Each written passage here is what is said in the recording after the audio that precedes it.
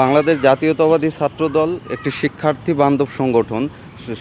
ছাত্রদল শিক্ষার্থীদের নিয়ে কাজ করে, কিন্তু আপনি গণঅভ্যুত্থান পরবর্তী সময়ে যদি লক্ষ্য করেন তাহলে দেখবেন বাংলাদেশ জাতীয়তাবাদী ছাত্রদল শিক্ষার্থীদের নিয়ে যে বিভিন্ন রকম কার্যক্রমগুলো রয়েছে, শিক্ষা, আবাসন এবং ক্যাম্পাসের নিরাপদ ক্যাম্পাস এবং গণতান্ত্রিক যে পরিবেশ, এই সবগুলো বিষয় নিয়ে কিন্তু ছাত্রদল কাজ করছে, যার কারণে সাধারণ শিক্ষার্থীদের ছাত্রদলের প্রতি একটা আশা-আকাঙ্ক্ষা তৈরি হয়েছে এবং দিন যত যাচ্ছে ছাত্রদলের প্রতি তাদের আস্থার জায়গাটা আরও দৃঢ় হচ্ছে।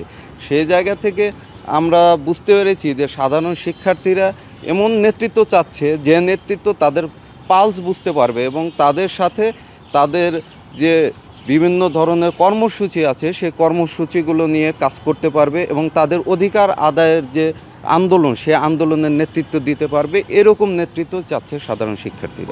গণ অভ্যুত্থানের পরবর্তী সময়ে বাংলাদেশের ছাত্র রাজনীতিতে একটি বিরাট পরিবর্তন এসেছে, যা বিভিন্ন ক্যাম্পাসগুলোতে ইতিমধ্যে সুফল বয়ে এনেছে।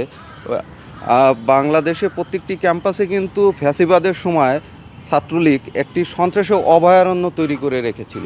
সেই অভয়ারণ্যের জায়গা থেকে কিন্তু প্রত্যেকটি ক্যাম্পাস বের হয়ে এসেছে এবং বিভিন্ন ছাত্র সংগঠনগুলো, ক্রিয়াশীল ছাত্র সংগঠনগুলো সহাবস্থানের মাধ্যমে এখন একটা সম্প্রীতির যে রাজনীতি, সেই রাজনীতিটা হচ্ছে, যা সাধারণ শিক্ষার্থীরা খুবই সাদরে গ্রহণ করছেন। বিগত 17 বছরে যে ফ্যাসিবাদ বিরোধী আন্দোলন, সেই আন্দোলনটা কিন্তু অনেক কঠিন একটা সময় গেছে ছাত্রদলের ভিতরে, যার কারণে ছাত্রদলের ভিতরে কিন্তু একটা দৃঢ় অবস্থান রয়েছে, নিজেদের ভিতরে একটি সাংগঠনিক অবস্থান রয়েছে।